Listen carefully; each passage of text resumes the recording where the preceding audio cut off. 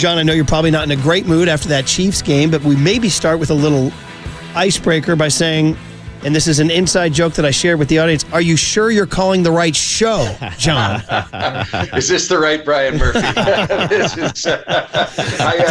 I've got two people I talk to fairly regularly named Brian Murphy, you being one of them, and the other Brian Murphy is an agent, he runs Athletes First, and I thought I was calling him yesterday, and about 10 seconds in, realized it was you. I said, this voice sounds familiar, but not the Murph I thought I was calling. You know what was good about you? You immediately copped to it. You didn't try to fake it like, hey, so what's going on? What are the topics tomorrow, Murph?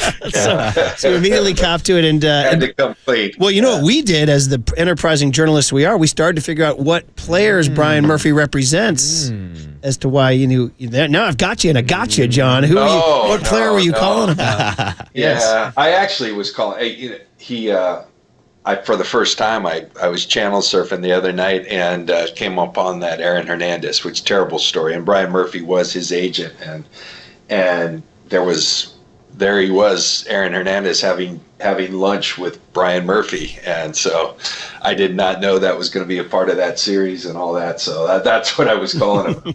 It's kind of funny. So I haven't seen that thing, but you're right. Obviously a grim tale. So let's hop off of that. Okay. Listen, we know the deal. You guys are about winning. You guys are about championships, and so I guess my first question would be like, how much is last Sunday hanging around the building? How much is it hanging around you guys in the front office? How much has it dictated this week? How are you guys feeling? Well, I think the key on these things, look, we're not used to this type of inconsistency, not playing like this. We've won a lot of games here the last few years, and that's our expectation. That's our standard. So it's very disappointing, but, it's always, as long as I've been around this game and much longer than the time I've been around the game, it's about how you respond and how you react. And so I think using it as fuel, as motivation, all those things, it's what you do. How do you practice? And we obviously have to turn the page. The Cowboys coming to town, that's a team that we've had a good deal of success against of late. But as we know, it's a new year every year, and they're having their own struggles. They're coming off a bye, though, and they're going to be primed. They're going to be healthier, and they're going to be ready, and they're going to have studied us. And so we got so much to play for. Our guys have responded well, and now we just got to go do it. And we got to play the way we're capable of, and we got to do that for 60 minutes. We got to do it in all three phases. And, I always look forward to seeing how our guys are going to respond, and that's where our mindset is right now.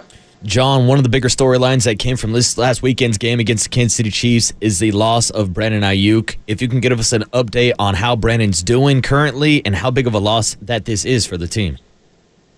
Yeah, that was crushing. Just BA is a guy who, one of his greatest strengths, and with any player, he's been available. He going back to college, he's just not a guy who's been injured a lot. Very durable player, excellent player, and the sad thing is he was really just starting to hit stride, and I think was about to take off. I think he was going to have a big game in that game, and had his best week of practice. Really, I told him before the game it's the best week of practice I had seen a receiver as a member of the Niners like in my time. He looked like a big time receiver out there who was about to bust out. And so it's a bummer for so many reasons. Brandon will attack the rehab.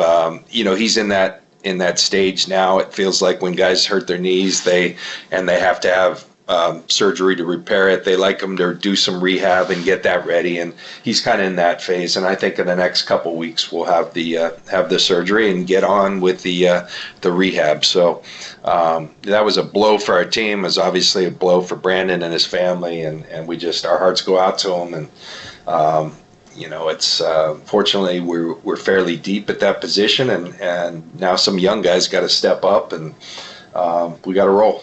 John Lynch, who's the president of football operations and general manager of the San Francisco 49ers, joins us every Friday at this time. We always appreciate the time and get some good insight into the 49ers. You take on the Cowboys Sunday night. It'll be on KMBR 104.5 and 680. You don't want to miss it. Pregame starts at 2. So spinning off of that, Aiyuk's injury obviously damages your wide receiver depth dramatically. So I have to ask, does this mean you have to work the phones and acquire a wide receiver? Not just because you'd like one, but because you need one. I mean, at the same point, we had Brandon, and look, the ideal situation was to play all these guys together, but Ricky came back, and Ricky, I think, had a good debut. I think he kind of, as the game went on, that was nice to see, and we all know what he's been through. We saw Jake Cowing make some contributions. Chris Conley is just a very dependable, trusted guy. Unfortunate, like crazy, right before the game, somebody came up to me and said, "Where's Debo?" And I said, "Wow, I haven't been told anything. What's going on?" And next thing you know, a trainer's running out saying, "Hey, he's struggling to breathe," and we all know what became of that. So Sunday it didn't look great, but Jawan is kind of doubtful with his groin again this week, and so for this week it's not going to be ideal. But we think with Jawan, Debo, Ricky, Jake, Chris, that group, Ronnie Bell, we've got enough there, and we'll see. We always, I think our track record has shown we're always going to field calls, we're always going to make calls, see what's out there, and if we can improve our team, we will. But I do like this group, and when I look at our trade deadline, I look at our IR list and I say McCaffrey, Greenlaw, Gross Matos, Hufanga. Like if we can get those guys back, I think that's the boost we need as much as anybody we're going to bring in from the outside. So we got a good group of players, and hopefully we can start getting some of these guys back while we remain healthy. And the most important thing this week is go find a way to beat the Cowboys. Be a fun environment on a Sunday night. For sure. So just to kind of because, those guys remain in the offing, Greenlaw, McCaffrey, Hufanga. But you would say that inside the building, it's your belief that those guys will put on pads and a helmet sometime during this season? Absolutely. Yeah, very much so. And, where those timelines are, I think we're getting closer on all of them. They're all trending in really good directions. We want to make sure when we have them back for good. And so that would be a boost. Those are really good players that I mentioned. And John Feliciano is another guy on the offensive line who's played a lot of good football, who is rounding towards good form and being ready. So for all those guys, you got to create spots, but they're players worthy of creating spots, and that will give us a big boost. But right now, we got to focus with the team we have of going and finding a way to win. So same question, John, about the defensive line. And so I was talking about the wide receiver depth, and you said, no, I kind of like what we have, and, we'll always take a call. But I think most observers say there's been attrition. Javon Hargrave, obviously. I think Givens is actually banged up this week, and Gross Matos, as you mentioned. So are there enough bodies, or do you have to go out and fortify that group? We got enough bodies. Yeah, we were deep there as well, and we have enough bodies. And like I said, Yetur's trending in a good direction to come back. Hargrave, potentially, if we can get ourselves in the playoff and the postseason, there's a potential chance that he might come back. I know he's working towards that. So those things are way off. But in the interim, yeah, we have enough guys. Evan Anderson, undrafted free agent, who we really coveted and has played really well for us when he's had the opportunity. He came up to our 53 this week. Kalia Davis, you saw him making some contributions. Malik Collins has been outstanding all year. Jordan Elliott, just speaking of the guys on the interior. And we got enough guys to go. John, on the other sides of the trenches, you mentioned John Feliciano's name. I'm wondering, with the success that we've seen so far with Dominic Pooney at right guard, do you maybe see a pathway to playing time with John Feliciano at center? Well, I mean, Jake Brendel he's our center, and Jake's a really good player for us. John has been so valuable because he's a guy. It's you always talk about position versatility, but when you have guys who have done it and done it a lot, and that's what John has in his career. He's played at a high level. He's played left guard. He's played center, and he's played right guard. That type of versatility that is tested and real is very valuable to a team. So we think John at some point during this year is going to help us in a big way.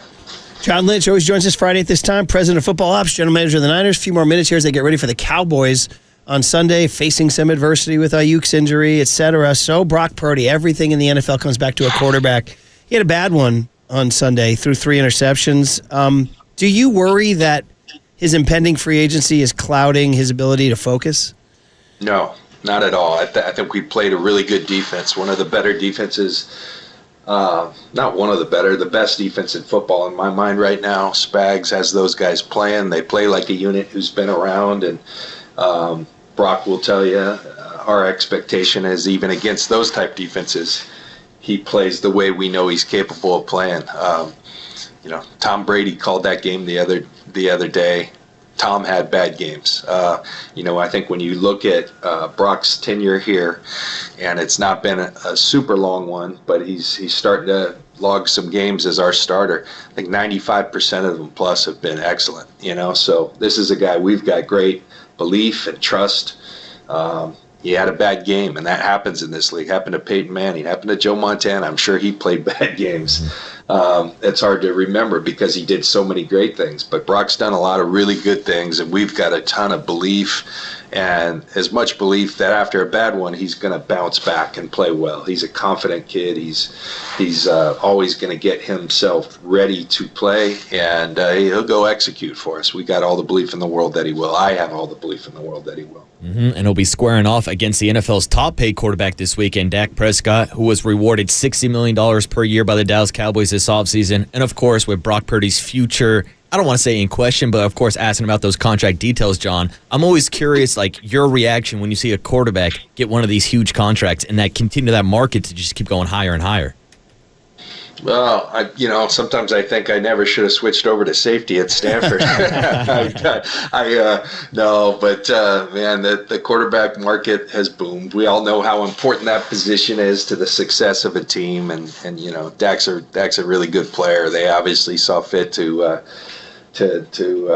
pay him handsomely, and they're kind of a star-laden team. They took care of he and CD, Micah Parsons, and who knows whether he plays or not this week. I'll believe it when I see it, like that 90 minutes before game time when he's either in or out is when I'll believe whatever way that's going. I know a lot of conjecture on whether we're going to see him or not, but they've got some special players over there, and Dak's one of them. John, just kind of fun stuff. Jerry, we joked last week with you about Jerry Jones and radio hosts, but you've been around the league a long time. You're a Hall of Famer. He is too, I believe, right? He's in the Pro Football Hall of Fame. Yeah. Just, I don't know. You worry about characters, like in a movie. He's like a movie character, right? I mean, do you have Jerry Jones stories? Do you? Oh my gosh, do I? Got so many stories, and my overarching thing with Jerry is this league's very fortunate that we have him. I think that type of visionary. This is a guy that built that AT&T Stadium, I believe, and sold the seats and the boxes and all that in 2008. It wasn't a real good time financially in our country, but he had the wherewithal, the belief, and I think things like that have changed our league and made opportunities for a lot of people. So yeah, people want to ding Jerry for a lot of things, but I think as a whole, the league should be very grateful for that type of big thinking with TV. You talk to the people at Fox, the NFL on Fox, where I worked for years. Jerry was very instrumental in that thinking, and that was a monster deal at the time, and that's led to the success financially of the league. And he won his titles. It's been a while, but Jerry's been great for the NFL. You've told John and Denise and Jed, though, not to land a helicopter on the practice field, right? That's their prerogative. That is true. If they want to, you can't stop them, right? I think, though, if they started doing that, they'd be looking for a new general manager. Oh, man. Well, listen, it's a huge game. Just kind of a fun one. I mean, not to get you bulletin board material here, but, everybody hates the Cowboys, right? Growing up in San Diego, though, you were an AFC West kid. I wonder if they were much on your radar. I mean, you was probably the Raiders for you or somebody like that. But the Raiders was the, I remember John and Kathy specifically. We don't say hate unless it's about the Raiders. The Lynches said the Raiders were the team that, the Cowboys, everybody knew who they were. And, we talked about 80s music. I mean, that generation. I'm born in 71, so, Monday Night Football, everyone watched the same games, and Tony Dorsett, those are the things I remember. So as a player, when you played there, was it like, we're going to go beat America's team today, a little extra? Yeah, for some reason, we didn't get matched up against them. I didn't play against the Cowboys. I did probably 3, 4, 5 times throughout my career. But yes, when you played them, I remember playing against Emmitt Smith. That was a big deal for me. Playing against Troy Aikman. Yeah, these guys, like, there's players, and then there's the Cowboys. That had a little special sizzle to it, and on top of it, they were champions and all that. So, Cowboys, that was always a big deal. They're no doubt an iconic franchise. I think that's a great thing about this game. Niners, Cowboys, there's a history, there's iconic players, there's championships, and should make for a great matchup. And, I know our fans are frustrated with this year. I just say hang with us, man, and help this be the home field advantage that it can be. And, I've got a ton of belief that we're gonna find our way in a good way here soon. But it's got to start this week. This is a really critical game for us as a team. Yeah, and I guess wrapping up on that is like, you saw what the Rams did last night. It's like, whoa, uh-oh. They just rose up out of the coffin last night. And all of a sudden, but do you guys look at it like, we're going to play the Cardinals, we're going to play the Rams, we're going to play the Seahawks, so we control our destiny, kind of? Absolutely. And you see our division. I mean, that's what it's about. The best path to the playoffs and postseason is to win your division. And so our division's clumped up. It's right there. You saw the Rams, they're creeping their way back in the conversation. So everybody's right there. No one's running away with it. We just got to play good football. We got to focus on the Cowboys, finding a way to get this win. And, that's where all our energy is focused right now. All right, we always end it with something fun here. Number one, I got 2 things for you. One, how about my guy Marcus Boucher, lifelong Yankee fan. His dad raised him that way. He's legit. Yeah, He's leaving right after the game. He's going to Dodger Stadium, games 1 and 2. And then good man. He and his dad are flying to New York. They've both never been, and they're going to do a father-son trip to the Yankee Stadium World Series. How about that? Oh, man, enjoy that, Marcus. That's awesome. Yeah, that's awesome. And John, it's going to be a busy weekend because between games 1, 2, and 4, I'm going to try to squeeze in 49ers Cowboys Sunday night down at Levi Stadium. So it's a big sports week for me, John. That's awesome. That is really cool. Dodgers, Yankees, 49ers, Cowboys. And then finally, so we did 80s music with you last week. It's 90s Friday this week. More of your college years. So far, and you got to just pick one out of these, John. Stone Temple Pilots, Interstate Love Song, Hanson, Mbop, Alanis Morissette, You Ought to Know, Oasis, Wonderwall, Montel Jordan, This Is How We Do It, and Pearl Jam, Alive. Did any one of those grab you? I'd probably go Pearl Jam. I was a big, I liked Vedder, and one of my good friends is Rick Meyer, and he was drafted by the Seahawks in '93, and he got tight with those guys, with Eddie Vedder and that crew during that time, and so we got to go meet those guys in San Diego and all that. It was when they were rolling, so that was cool. Dude, you saw peak Pearl Jam. You were backstage, huh? Yes. Ooh, yeah. All right. And Rick Meyer. And Eddie actually, even though he's a Seattle guy, is a San Diego guy, Eddie Vedder. Did you know that? He is. Yeah. I think San Diego High School, which was our rival in high school. So, we'll crank up some Alive to get hyped up for the game on Sunday then. And we always appreciate the conversation, man. Thanks, John, and go get him Sunday. Yeah, thanks, John. All right, thanks, guys. There he is, John Lynch. Always an enjoyable Friday. We'll wrap it up on the other side, or we'll reflect on it on the other side on KMBR 104.5 and 680, the Sports Leader.